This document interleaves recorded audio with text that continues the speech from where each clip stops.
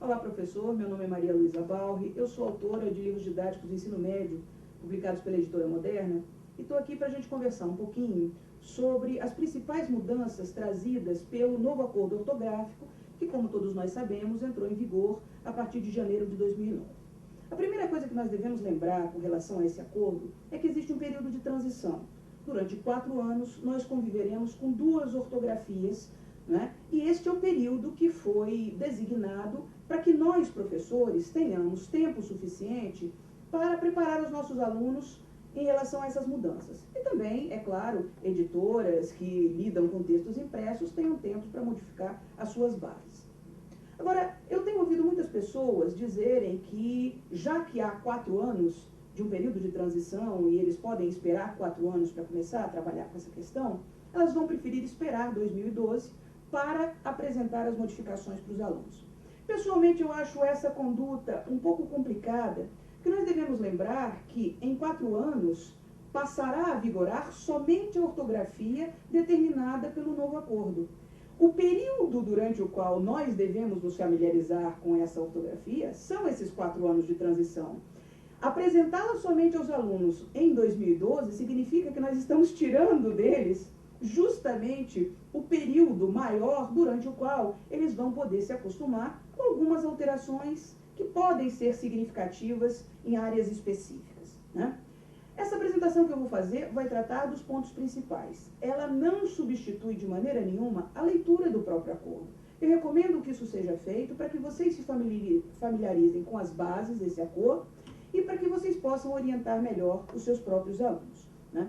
Nós vamos começar no primeiro slide vendo que houve uma alteração com relação ao nosso alfabeto. Foram incluídas 3 letras, K, W e Y, a organização do uso dos acentos. Qual é o grande parâmetro utilizado pelo novo acordo para tratar da acentuação gráfica? A tonicidade das palavras. Como todos nós ensinamos aos nossos alunos, nós temos palavras consideradas oxítonas, paroxítonas e proparoxítonas. E é claro que elas vão ser denominadas oxítonas, paroxítonas ou proparoxítonas, a depender da posição da sílaba tônica. Um outro aspecto muito importante, e aqui é preciso prestar atenção, porque isso modifica um pouco a maneira como nós lidamos com algumas palavras, é que o novo acordo não faz menção mais a monossílabos tônicos. Agora, eles são considerados palavras oxítonas. Eu chamo a atenção de vocês porque há uma questão conceitual envolvida no tratamento de monossílabos como palavras oxítonas. Nós ensinamos aos nossos alunos que oxítonas são as palavras e há alguns contextos de uso em que essas letras devem ou podem aparecer, né? Normalmente em nomes próprios, e serão nomes próprios estrangeiros, em muitos casos, e também em adjetivos que são derivados desses nomes próprios. Por exemplo, se nós temos Byron, nós podemos falar da poesia byroniana. E nesse adjetivo byroniano, nós vamos ver a ocorrência de um Y. Ou, se nós falamos de Kafka, e nós nos referimos a uma situação kafkiana, nós vamos ver um termo grafado com K, que tem valor adjetivo. Ou a música de Wagner, ou estilo wagneriano, nós vamos ver o uso da letra W, né? Outra possibilidade de ocorrência, em siglas e unidades de medida internacional. Já era assim, só foi tornado oficial esse uso.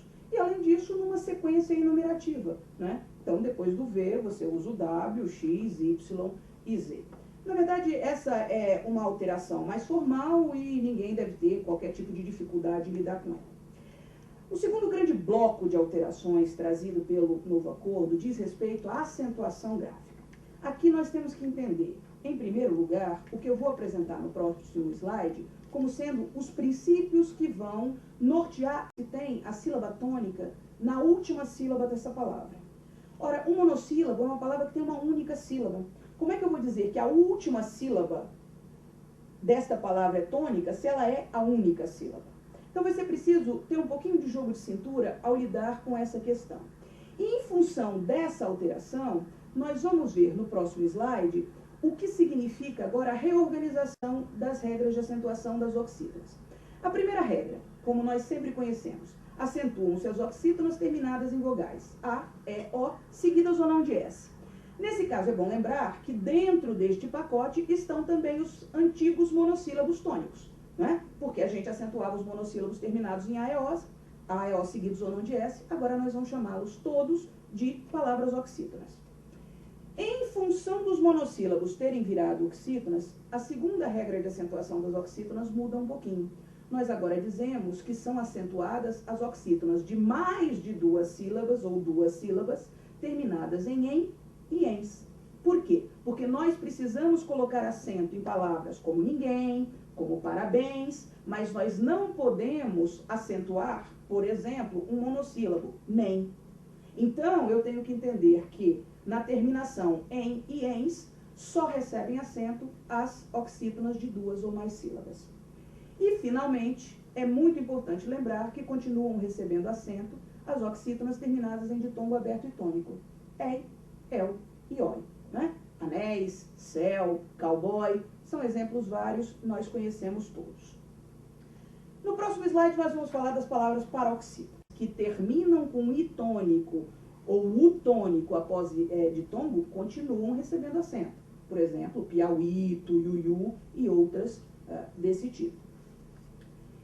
E uma outra mudança com relação às paroxítonas que causou também algum estranhamento, né? Agora, ao invés de dizer que nós acentuamos as palavras paroxítonas terminadas em ditongo crescente, como glória, secretária e outras desse tipo, o novo acordo recomenda que essas palavras sejam consideradas proparoxítonas aparentes e recebam acento por esse motivo.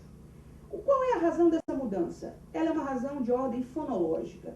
Quando nós temos este ditongo crescente na última sílaba, muitas vezes a pronúncia do ditongo é transformada na pronúncia de um hiato. Ao invés da pessoa falar glória, ela fala gloria.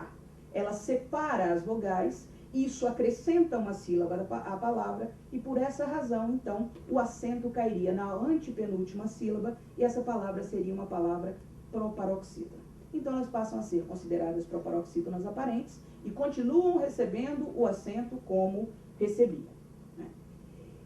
E aí, para finalizar a conversa sobre a acentuação gráfica, nós temos que examinar o que vai acontecer com os acentos diferenciais. Vocês já devem ter visto ser anunciado que não se usa mais o acento diferencial na língua portuguesa. Não é exatamente isso. A maior parte deles foi eliminado. Por exemplo, o acento que nós usávamos para diferenciar o verbo para da preposição para não deve mais ser utilizado. O acento que nós utilizávamos para diferenciar o timbre fechado do substantivo pelo, diferente da preposição pelo. Esse acento desapareceu.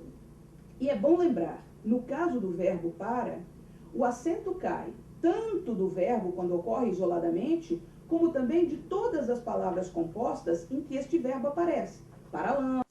Esta é a parte da acentuação gráfica onde ocorreu o maior número de alterações. Muitas vezes as pessoas se perguntam por que nós estamos perdendo o acento das palavras paroxítonas.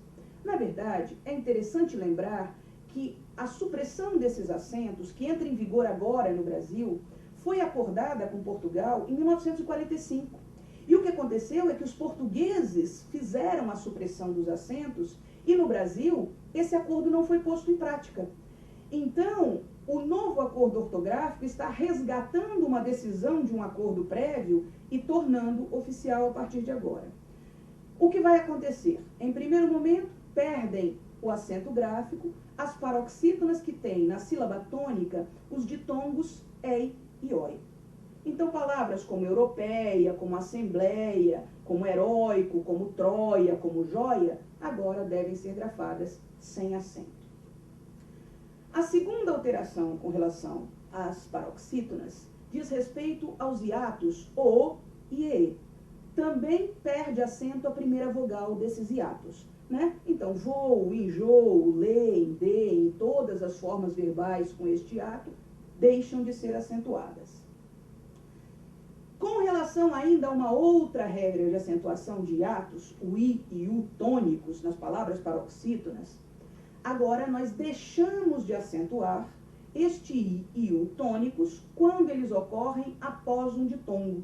Então, vocês vão lembrar aí imediatamente de palavras como baiuca, como feiura, como guaíba, como sauípe, que não serão mais acentuadas. Agora, vamos lembrar aqui, por favor, isso diz respeito às paroxítonas.